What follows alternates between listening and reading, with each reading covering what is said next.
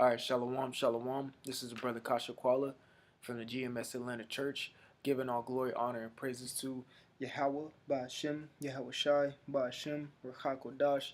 Double honors to the apostles and elders of Great Millstone who rule well. Peace, love, salutation to the elect 144 first fruit. And today I'm going to come with a lesson speaking, pertaining to the new covenant, okay? So without further ado, Lord willing, this is edify. I'm going to jump right into the scripture. This is Jeremiah chapter 31, verse 31. And it reads, Behold, the days come, saith the Lord, that I will, that I will make a new covenant with the house of Israel and with the house of Judah. That's right. The Lord said He's going to make a new covenant, so a new agreement, a new contract, pretty much. Okay, He's going to dispose of the old contract, which Israel decided to sign, but falter on. Okay, matter of fact, since we're talking about the new covenant, we're gonna get the scriptures and 3 different books about the new covenant. All right, and just to prove the point that I just said, that this old covenant that we're in has been broken. This is Hebrews the 8th chapter. Okay, see if I can find it. Bear with me real quick. All right, Hebrews chapter 8, verse 7. It says, For if that first covenant had been faultless, so if something is faultless, it means there's pretty much no fault to it, okay? It didn't hinder in any type of way. Let's get the word faultless in the Greek. It's emiptos, and it means blameless, deserving no censure, free from fault or defect, which we all know for a fact that that's not what it is. Because what did Paul say? He said, "For if that first covenant had been faultless, then should no place have been sought for the second." That's right. So there has to be another covenant that has to come. Okay, so back to Jeremiah 31 and 31, and we will jump back to Hebrews 8. All right, it says, Behold, the days come, saith the Lord, that I will make a new covenant with the house of Israel and with the house of Judah. Okay, that's right. It says the house of Israel and with the house of Judah. We understand when you read the book of Kings, it goes into the Rehoboam, Jeroboam, and you had 2 different, you know, you had a split in the kingdom from your northern and southern tribe. So you got your northern tribe, the house of Israel, and the southern tribe, the house of Judah. Because even the scriptures, I think in Jeremiah, it speaks about how there will be no envying between Judah and Ephraim. Okay, and Judah is the head tribe of the southern tribe, and Ephraim is the head tribe of the northern tribe. All right. So going ahead, verse 32, it says, Not according to the covenant that I made with their fathers in the day that I took them by the hand to bring them out of the land of Egypt. Correct. That covenant was given to Moses to give unto the children of Israel, which we broke. Okay. Which my covenant they break. There you go. The scriptures explain it better than anybody could. Although I was an husband unto them, saith the Lord, Yahweh Bashem Yahushai. Verse 33. So we understand now that the days are going to come where we get a new covenant, okay? And we understand now in verse 32 and also reading in Hebrews 8 and 7 that the first covenant was broken, okay? So therefore there is a need for another contract to come about. So let's see what this contract is, or this covenant. Let's look up the word covenant real quick. Or let's look at the word contract, because I've been using that word.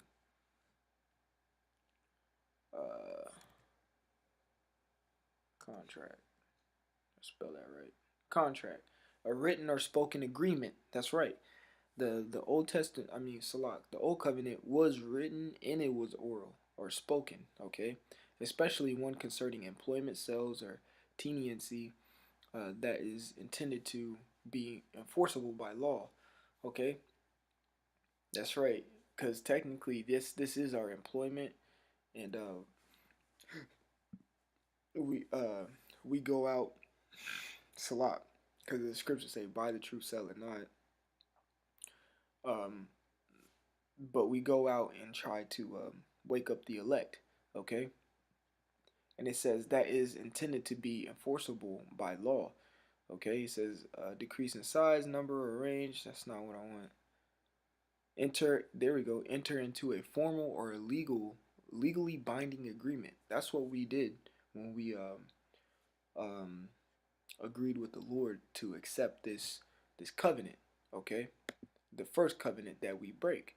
All right, that we broke. All right. Let's see, verse 33 again. But this shall be the covenant that I will make with the house of Israel after those days. Let's see, 32 again. Okay. Not according to the covenant that I made with their fathers in the day that I took them by the hand to bring them out of the land of Egypt, which my covenant they break, although I was a husband unto them, saith the Lord. Verse 33. Here's what the new covenant is going to be. All right. But this shall be the covenant that I will make with the house of Israel after those days, saith the Lord. I will put my law in their inward parts and write in their hearts, and will be their power, and they shall be my people. That's right. So has that happened yet? No, it hasn't. No matter how much we try to keep the law, the scriptures talk about our righteousness is as filthy rags. Okay? And we go and we fall short of the glory every single day. All right? Every day. We die every day. You know? Like Paul said. Okay? But if the law is written in our inward parts, which we strive to do, because what did the scripture, what did Yahushua say in Matthew 5 verse 48?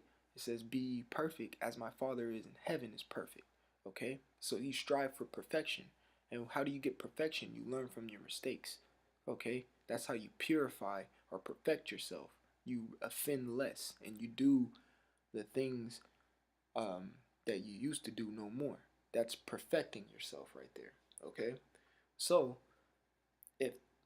if the laws were written in there, if the new covenant was here right now, then nobody would be going off pertaining to the Israelites, because you know you have this Christian doctrine who says that we're not under the old covenant. So if we're not under that, then what are we under? Because I know damn sure we're not under the new one. Because if that was the case, there would be peace on earth, and King David would be ruling as the king of Israel, and Yahushua, and we would be seeing, our faith would be finished right now if the new covenant was here. But it's not. That's why it says, um, that's why it says, but this shall be the covenant that I will make with the house of Israel after those days, saith the Lord. I will put my law in their inward parts. Okay? And even when you read Jeremiah 31 and 31, it says, behold, the days come. Therefore, this is a prophecy. All right? That has to come to pass. And it will come to pass because the Lord's words do not falter. All right? It says, verse 34, and they shall teach no more every man his neighbor as in what? A fellow brother. Okay? And every man his brother. There you go, it clarified, saying, know the Lord. Because we go out on the highways and byways and be like, the heavenly Father's name is Yahweh, and the Son's name is Yahushai, and we have to break their names down. We won't have to do that no more. Everybody's gonna know who the Lord is, like simple and plain. Matter of fact, I'm just gonna pull something up real quick. Um, and we're gonna jump into that too. This is the book of Ezekiel, the 37th chapter, because this goes into the new covenant as well. All right, it says Ezekiel 37 and 28, and the heathen shall know that I, the Lord Yahweh Bashem Yahushai, do sanctify, so separate or make holy Israel, which Salat, when in my sanctuary shall be in the midst of them forevermore. That's almost like the Lord, rubbing it in their face that I choose my people, and you're gonna know that it's my people forever because I'm gonna put it right in the middle. You know what I'm saying? Okay, but we're gonna jump back to Ezekiel 37 after we finish Hebrews the 8th chapter. So let's go ahead and wrap up Jeremiah 31. It says, and they shall teach no more every man his neighbor and every man his brother, saying, know the Lord, Yahweh Hashem Yahushai, for they shall all know me, from the least of them unto the greatest of them, save the Lord Yahweh Hashem Yahushai, for I will forgive their iniquity, and I will remember their sin no more. That's right. After the missiles come and eradicate these 2/3, they're going to come back in the loins via 1/3 and the elect 144, and the 1/3 is going to be comprised of a lot of women. So that's how the elect 144 are going to repopulate the earth. Okay. And then in turn, the 2/3 are going to come back, and guess what's going to be written in their inward parts, because they're going to be raised correctly, the law, statutes, and commandments, so they will never go off, and the Lord will forgive their iniquity and will remember their sin no more. Okay, so that case is closed, put in the filing cabinet, closed, locked up, throw away the key. Okay, verse 35. Thus saith the Lord Yahweh Shem Shai, which give which giveth the sun for a light by day, and the ordinances of the moon, and of the stars of a light by night, which divided the sea with when the waves thereof war. The Lord Yahweh Shem Shai of hosts, which host means army, is his name. Okay, that's how it shows again that the Lord does have a name, and it's Yahweh, which is the heavenly Father, and the Son is Yahweh Shai. Okay, and it says, if these ordinances depart from me, okay, that's hypothetical, okay, remember that, because I'm gonna prove why that's hypothetical. He's saying, if these ordinances depart from me, saith the Lord Yahweh Shem Yahushai, then the seed of Israel also shall cease from being a nation before me forever. Now we know that's hypothetical. Why? Because let's get the scripture. All right, to prove why, because he's saying, if these ordinances, okay, an ordinance is like a law. All right, it's like a law, it's a statute. Okay, because the scripture is what, and let's get it real quick, in Sirach 39, and if I'm not mistaken 1, it tells you to meditate upon the ordinances of the Lord and be occupied in prophecy. All right, so let's get it real super quick. All right, this is Ecclesiasticus or Sirach 39 verse 1. But he that giveth his mind to the law of the Most High, and is occupied in the meditation thereof, will seek out the wisdom of all the ancient, and be occupied in prophecies. That's right. Let's get one more. I don't know if that was one I want, but it's a very good one. Let's see. This is Sirach of Ecclesiasticus or Sirach chapter 6. Let's see. Yep, verse 37. This is the one I wanted. Let thy mind be upon the ordinances of the Lord, and meditate continually in his commandments. He shall establish thine heart and give thee wisdom in thine own desire. But the point of the matter was, let thy mind be on the ordinances of the Lord, which is synonymous with what we read in Ecclesiasticus or Sirach 39 and 1. Now let's prove why. Let's reread Jeremiah 31 and 36. If those ordinances depart from me, let's watch, okay? Because it's like hypothetical. That's like a, I don't want to say rhetorical, but it's like we know they're not going to depart. But why do we know it's not going to depart? Okay, let's get it. This is Psalms chapter 119, and bear with me. Psalm 119 and 160. It says, thy word is true from the beginning. So let's reread. It says, verse 35, Jeremiah 31:35. Thus saith the Lord Yahweh Shem Shai, which giveth the sun for a light by day, and the ordinances of the moon and of the stars for a light by night. So what does that kind of sound like? Let's go to the beginning. Let's go to the beginning. Okay, we're going to go all the way to the beginning in Genesis, because that's what Genesis means, the beginning or the inception. All right, so let's see. This is we'll start at Genesis 1 and 10. It says, in God, and when you look that up, it's Elohim, so the powers, called the dry land earth, and the gathering together of the waters called seas, and God saw that it was good. That's right. All right, so what did it say in Jeremiah 35? It talked about the sun, but also says, which divideth the sea when the waves roar, thereof roar. All right, so there we go right there, speaking about the sea. All right, let's keep going. Let's keep going. Verse 14, it says, And God said, I'm reading verbatim, and God said, let there be lights in the firmament of the heaven to be in the heaven to divide the day from the night, and let them be signs and for seasons and for days and years, and let them be for lights in the firmament of heaven to give light upon the earth. And it was so. And God made two great lights, the greater light to rule the day and the lesser light to rule the night. He made the stars also. All right, verse 17. And God set them in the firmament and the heaven to give light upon the earth and to rule over the day and over the night and to divide the light from the darkness. And God saw it was good. And the evening and the morning were the fourth day. So there you go. All right, that's an ordinance from the beginning. All right, so let's read Jeremiah 31 and 35 again. It says, thus saith the Lord, which giveth the sun for a light by day. So this is the beginning. And the ordinances of the moon, of end of the stars, for a light by night, which divideth the sea when the waves thereof roar. The Lord of hosts is his name.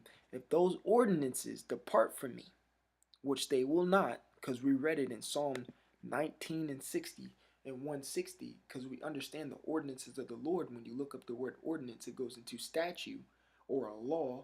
And what do we try to keep the best? The law, statutes, and commandments, correct?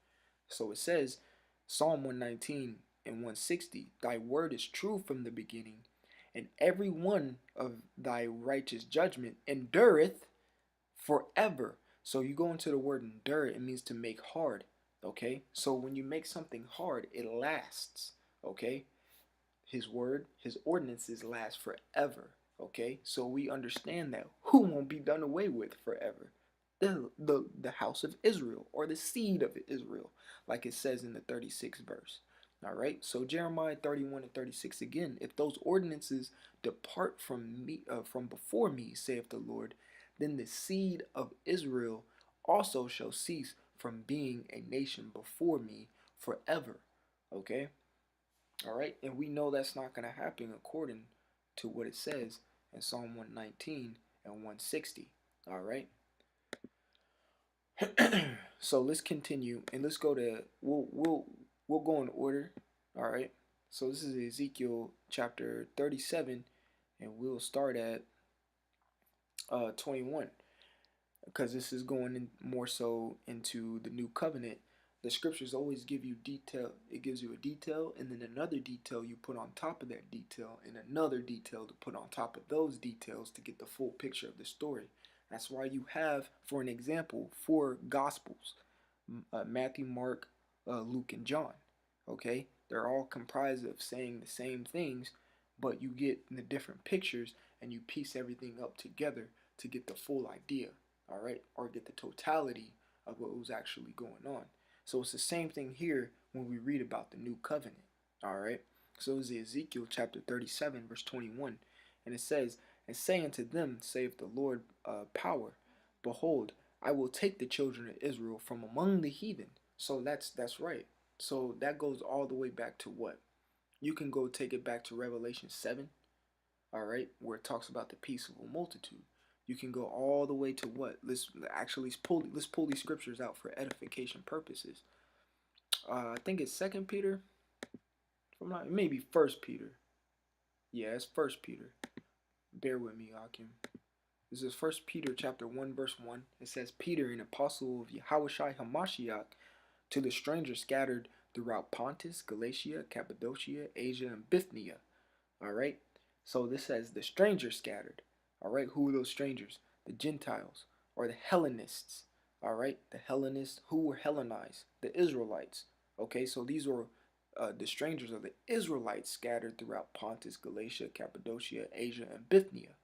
All right. And where are those certain areas? In Asia Minor, which would be modern day Turkey today. All right. Let's get another scripture. A classic one, James 1 and 1. It says, James, a servant of the Most High and of the Lord Yahushua Mashiach, to the 12 tribes which are scattered abroad, greeting. All right, so we understand who are the 12 tribes. The Israelites were scattered abroad. All right, so let's go back to Ezekiel 37 and 21. And say unto them, saith the Lord power, behold, I will take the children of Israel from among the heathen. So even here in Ezekiel, the Israelites is an understanding that the Israelites are scattered. All right, whether they be gone. That's right. Whether they have gone. Whether the scriptures also say whether so I have scattered them. All right, and will gather them one on every side and bring them into their own land. That's right. And what's the land? All right, let's get that in Galatians. Let's see. Let's see. I forgot the verse, but I'm pretty sure it's in Galatians 4, which is Jerusalem was as a mother of us all. Sometimes you know Satan, you be forgetting certain scriptures are milky scriptures. This is Galatians chapter 4 verse 26. But Jerusalem, which is above Salak. Let me reread Salakia. Galatians chapter 4 verse 26. But Jerusalem, which is above, is free, which is the mother of us all. All right. So that land that we're going to go back to is the land of Israel or Jerusalem. Okay. And it goes on to say, verse 22, this is going into the new covenant. It says, I will make them one nation in the land upon the mountains of Israel, and one king shall be king to them all. That's right. So now we're getting into a king that's going to be established. Hint, hint, whose house are we building right now? The house of David. So we're going to get to it. All right.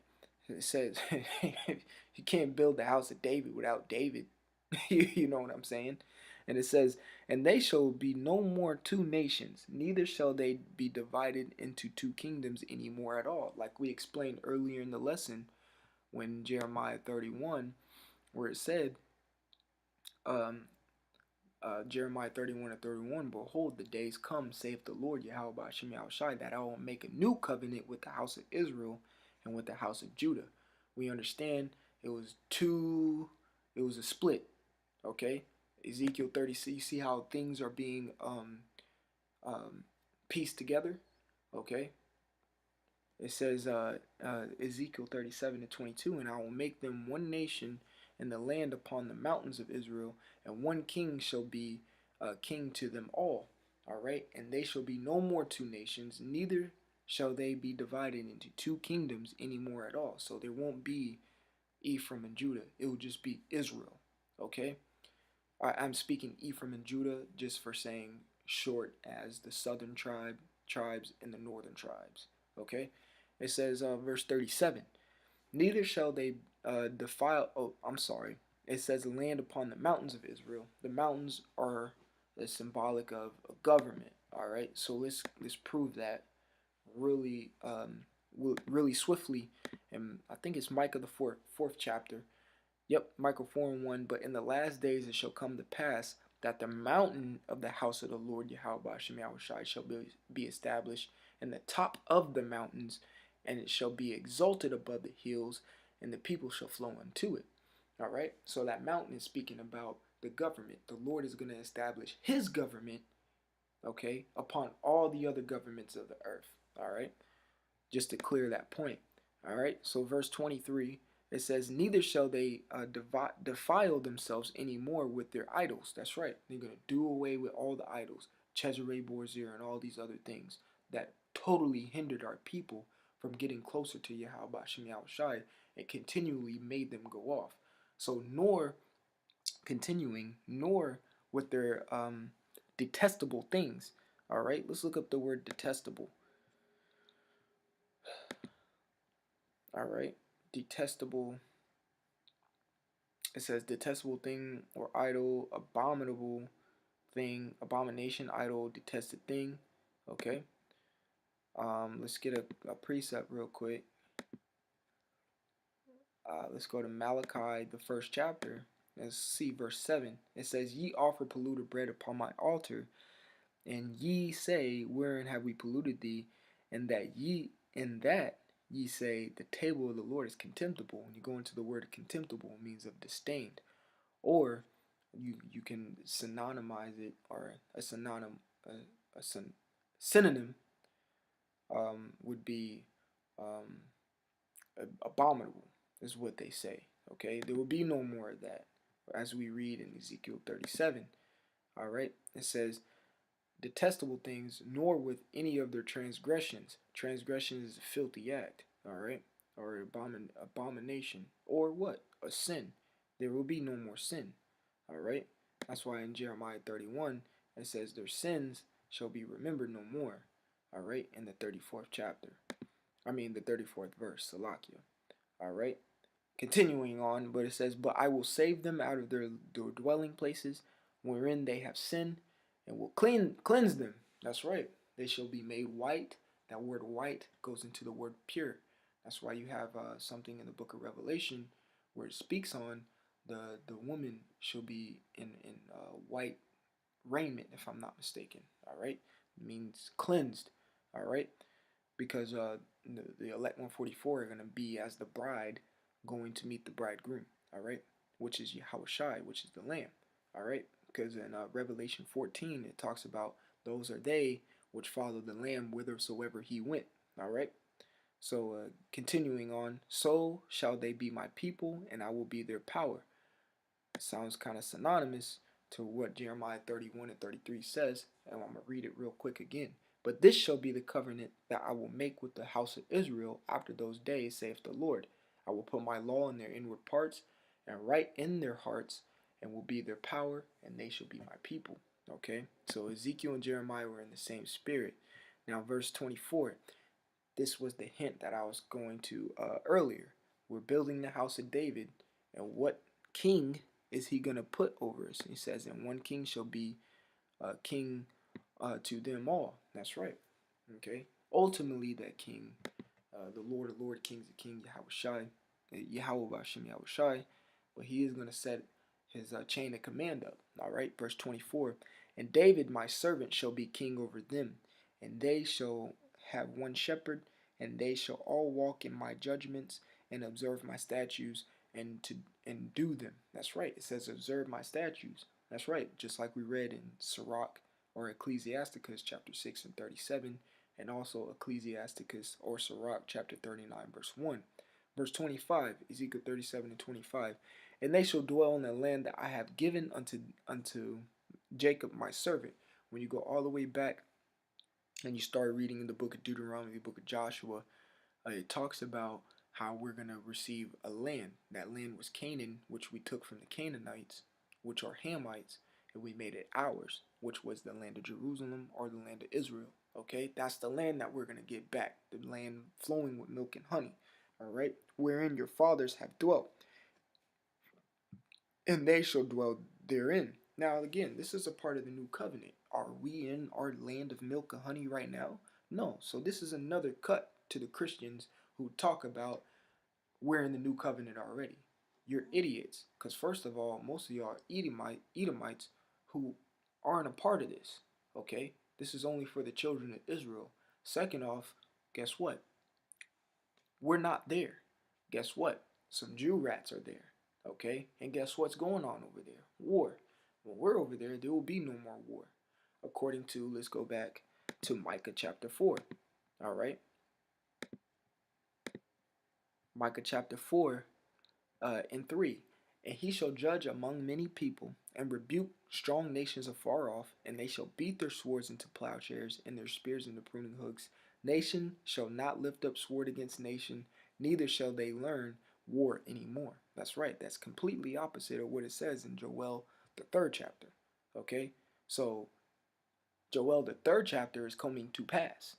Micah 4 has not came to pass yet. All right, so this technically right here, what we're reading in Micah 4 and 3, is a part of what the new covenant is going to be about. Okay, also what having the laws, statutes, commandments in the inward part. Okay, so it says, again, wherein your fathers have dwelt, and they shall dwell therein, even they and their children and their children's children forever, and my servant David shall be their prince forever. That's right, verse 26. Moreover, I will make a covenant of peace with them. It shall be an everlasting covenant with them. I will place them and multiply them, and will set my sanctuary in the midst of them forevermore. My tabernacle also shall be, a tabernacle goes into like a tent or a house. All right, my tabernacle also shall be with them. Yeah, I will be their power, and they shall be my people. There it goes again. The Lord is very repetitious because he understands how Israelites learn via repetition. Verse 28, last verse. And the heathen shall know that I, the Lord, do sanctify Israel, when my sanctuary shall be in the midst of them forevermore. Let's go to Hebrews 8 and we'll close it out with this. All right, Hebrew 8 and 7 again. For if this is Paul speaking to the Hebrews, so they can understand what the new covenant is. And all right, so let's go ahead. For if, and you can best believe that Paul understood the writings of Jeremiah and Ezekiel as well as Isaiah. All right, well, I won't prove it, but it's what it, just paraphrasing what he said in Philippians, as he was talking about him knowing the law. He was like a Pharisee. All right. So let's go ahead. Hebrew 8 and 7. For if that first covenant have been faultless, then should no place have been sought for the second. So pretty much like if we would have just kept the first one, what would be the point of another one? There wouldn't be no point of another one because we're still keeping the first one in all perfect in perfection. But we know damn well that did not happen. So therefore, we need a second one. All right. So verse 8, for finding fault with them, he saith, behold, the days come, saith the Lord, when I will make a new covenant with the house of Israel and with the house of Judah. There we go again. But Ezekiel had cleared that up, that it would no more be two nations and two kingdoms. Okay? All right? Not according to the covenant that I made with their fathers in the day that I took them by the hand to lead them out of the land of Egypt. What does that sound like? Jeremiah. All right? It sounds like what Jeremiah says. Jeremiah 31 and 32. Not according to the covenant that I made with their fathers in the day that I took them by the hand to bring them out of the land of Egypt. Literally the same exact thing Paul said. All right. Not according to the covenant that I made with their fathers in the day when I took them by the hand to lead them out of the land of Egypt. So obviously he read Jeremiah. He read the book of Ezekiel. All right.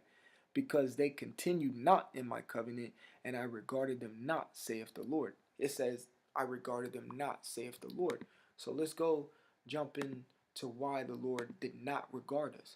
This is Jeremiah chapter 15, verse 1.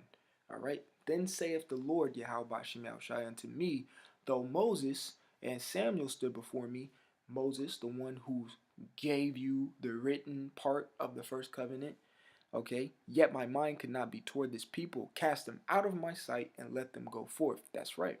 All right. He said, therefore it says, and I regarded them not, saith the Lord. All right. Continuing on, verse 10. For this is the covenant that I will make with the house of Israel after those days. Okay, so that's another prophecy that has to come to pass because we're in those days right now, and we're soon to be in some very, what's the word I'm looking for? I'll say very serious days to come. Okay, but those are those days of which these three prophets are speaking about. All right, because yes, Paul was a prophet. All right, and he spoke the things according to prophecy. All right, because he was occupied in prophecy. All right, it says, "Saith the Lord, I will put my laws in their inward in their mind, and write them in their hearts, and I will be to them a power, and they shall be my people." Same thing Jeremiah and Ezekiel were saying, Paul is saying right here. That's why he wrote in the book of Romans, for what was written aforetime is written for our learning. We're just regurgitating it again and actually playing it out. All right? So it says, and they shall teach, and they shall not teach every man his neighbor and every man his brother, saying, Know the Lord, for all shall know me, from the least to the greatest. Well, what did Ezekiel say? That shows you that these men were in the same spirit. It says the same thing in Ezekiel. Let's see, Salakia. I think that's Jeremiah, if I'm not mistaken. Yeah, Jeremiah 31 and 34, Salakia. All right. But it doesn't mean he wasn't in the same spirit as Ezekiel. So it says, verse 12, for I will be merciful unto their unrighteousness, and their sins and their iniquities I will remember no more. All right, this is like reading the book of Jeremiah all over again. And the last verse, and And that, he saith, a new covenant. There you go. A new covenant. He hath made the first old, which now that which decayeth and waxeth old is ready to vanish away. Okay? And that's something that these Christians read, but they obviously never read what? Let's get it real quick just so we can cut that. All right? Cut that out, you Christians. Just stop it right now. All right? Let's see.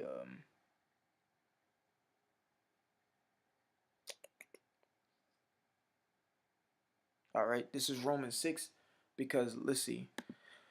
It says, and he say, because a Christian will bring this out and be like, well, Hebrews 8 and 13 says, in that he saith a new covenant, he have made the first old. So they be like, see, we're under a new covenant. The old covenant is old. We don't, it's done away with. And it says, now that which decayeth and waxeth old is ready to vanish away.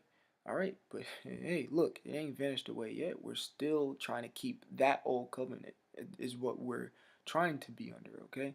So this is Romans 6 and 15, okay? What then? Shall we sin because we are not under the law but under grace? God forbid. Meaning, hell no. Meaning, yes, of what is a part of the old covenant when you read the book of Exodus, or the five first, or book of Exodus, Leviticus, Deuteronomy, okay, and Numbers. Yes, we still try to keep those to the best of our ability, okay? And the Christians are saying we don't have to keep those no more. So the main thing you can ask a Christian, not to veer off topic too much, so can we just go around killing people and committing murder? No. Then where does it say we can't do that? Oh, Exodus 20. Exactly. So we're keeping that. Okay? So I just wanted to come with a quick lesson. Well, it wasn't too quick, but just going through the new covenant and what's to come. And Lord willing, we're a part. Well, all Israel is going to be a part of that new covenant, but specifically, we're a part of that new covenant as being a part of the elect 144, because we are hoping to be a part of that number. Okay. Um, I want to give all glory, honor, and praises to Yahweh, Ba'ashem, Yahweh Shai, Ba'ashem, Rachakodash, who allowed me to do this lesson. The water, Yahweh, Ba'ashem, Yahweh Shai, Ba'ashem, Rachakodash. Double honors to the apostles and elders of Great Millstone who rule well and taught me in, the sincere Akim to push this word. Okay, via Yahweh Shem Shai. Peace, love, salutation to the elect 144 first fruit. This is a brother Kasha Kuala again from the GMS Atlanta Church here in Georgia. And Lord willing, this lesson was edifying. And until next time, I want to say Shalom.